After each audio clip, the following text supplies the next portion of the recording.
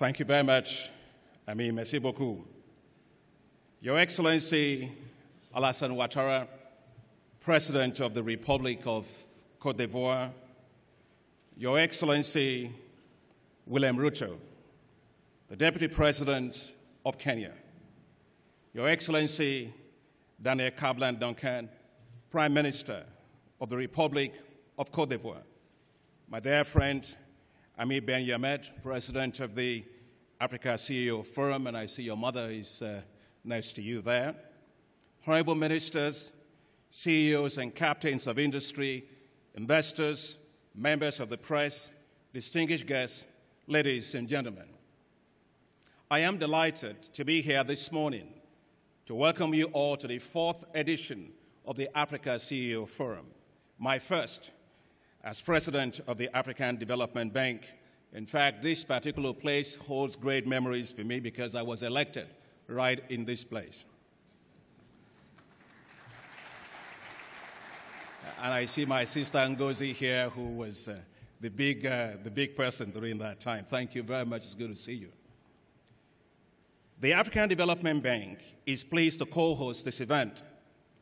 Having such a large turnout of CEOs from all across Africa, outside of Africa, and leading development finance leaders here is a testimony to the success of the Africa CEO Forum as a place for dialogue on how to build effective public-private partnerships for accelerating Africa's development. Your being here today sends a very powerful signal, a huge demonstration of support for Côte d'Ivoire in the aftermath of the deadly and senseless terrorist attack of last week in Grand Bassam. We commiserate with you, our dear President, President Ouattara, and the entire people of Côte d'Ivoire, and the families of all those who lost their precious lives. May their souls rest in perfect peace. The spirit of Côte d'Ivoire cannot be broken, for the Ivorian spirit is resilient.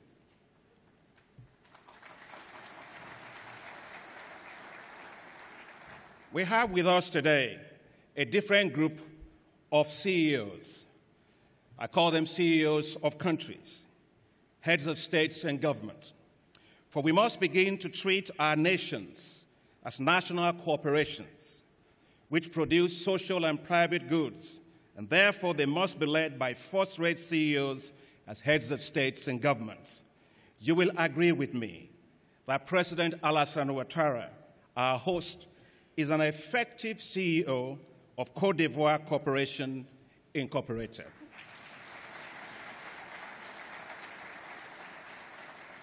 Under his astute leadership, the nation has witnessed political stability, sound macroeconomic management, posting one of the highest economic growth rates in the world at 8.5% in 2015, and witnessing rapid growth in the private sector investments. Côte d'Ivoire is now the investment hub for West Africa.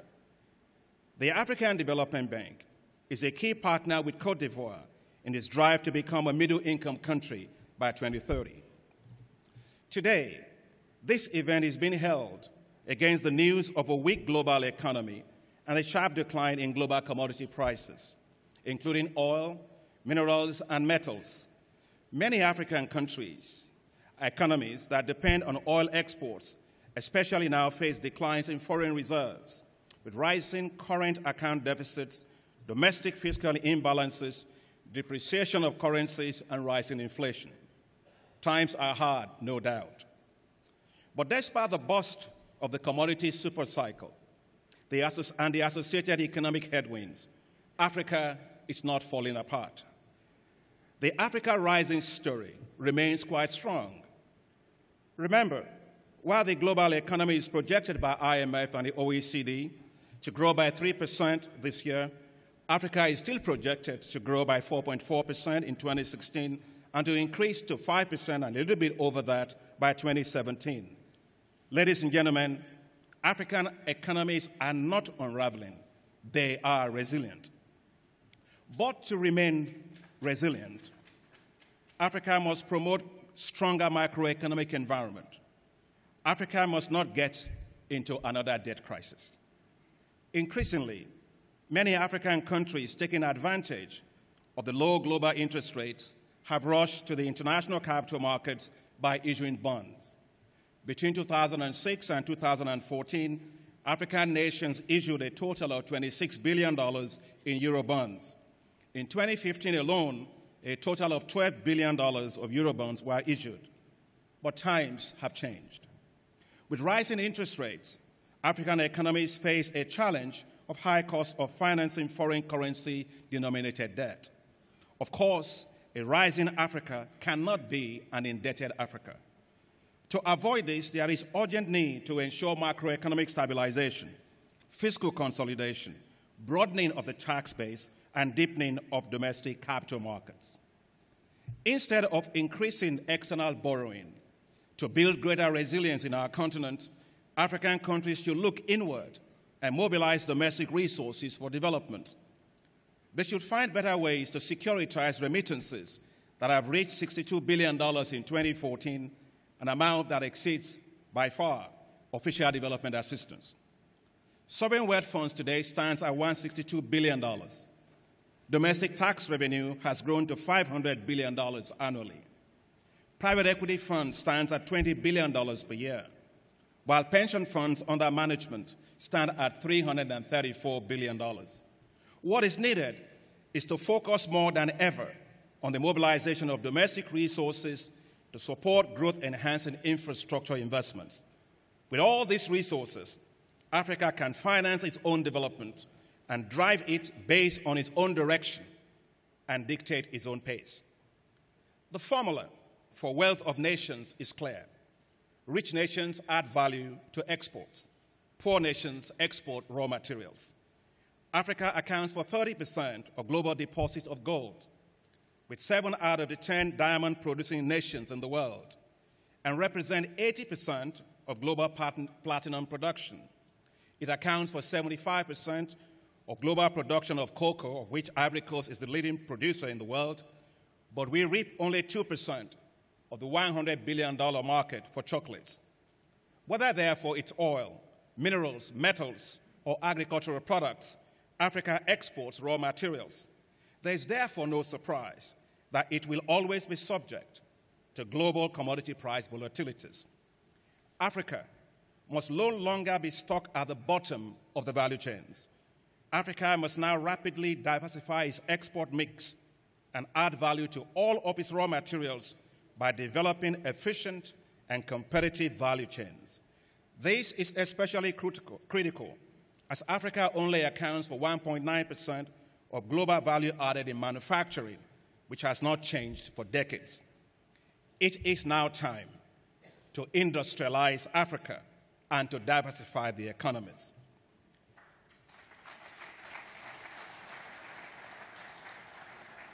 To do so, we must provide greater incentives for the private sector. We must support African CEOs in their drive to help grow Africa's private sector. That is why the African Development Bank will continue to strongly support the private sector. In 2015 alone, the bank provided approved projects to the tune of $9 billion, with $2.2 billion for private sector projects. We launched several innovative financing instruments to support private sector growth. This includes the African Financial Markets Initiative to contribute to the development of domestic bond markets, boost private sector financing, and improve the transparency of bond market data.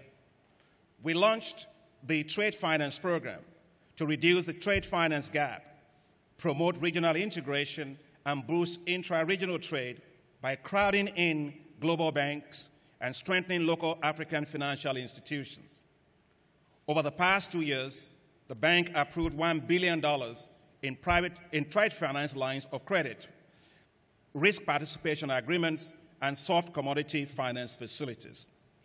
We helped to establish the Africa 50, a private sector fund to invest in infrastructure all across Africa.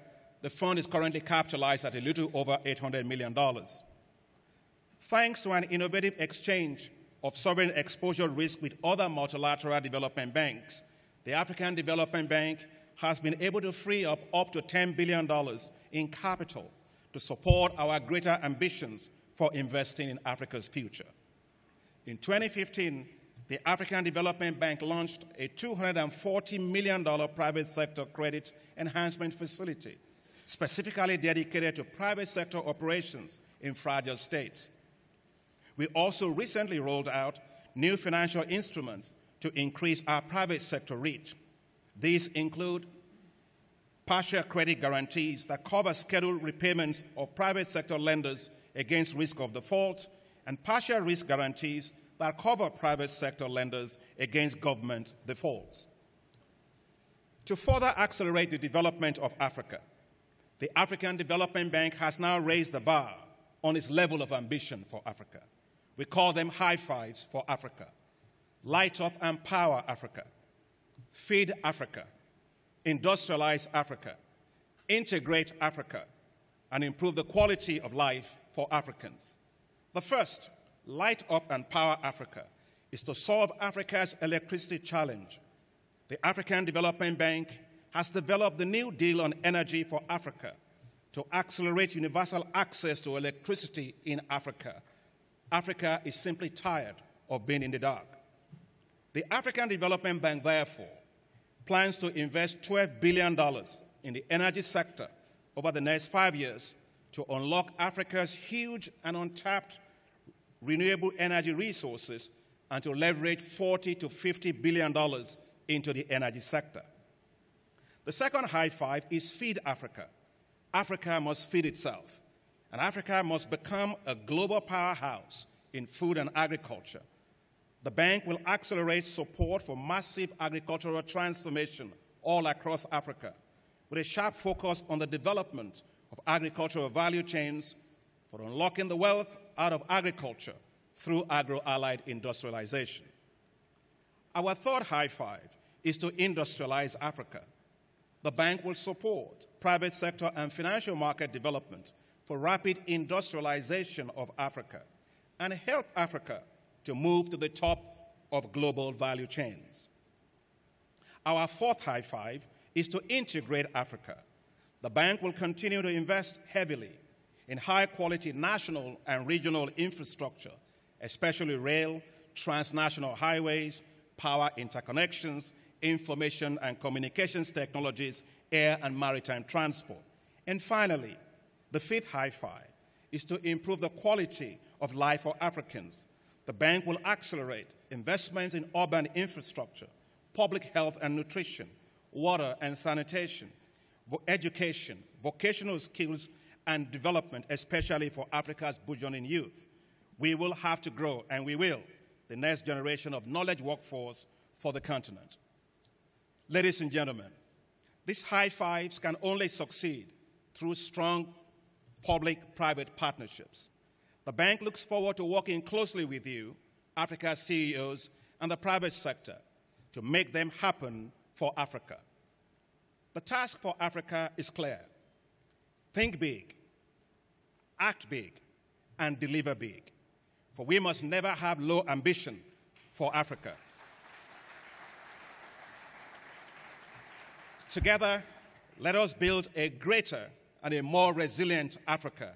If you just turn to your neighbor, and President Alassane Ouattara, you will have to join us in this because you're next to my dear brother from Kenya.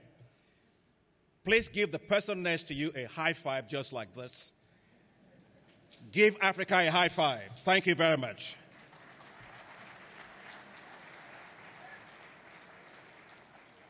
Maintenant, c'est avec un grand plaisir que je voudrais inviter Son Excellence, Monsieur le Président Alassane Ouattara, Président de la République de la Côte d'Ivoire, pour adresser notre forum.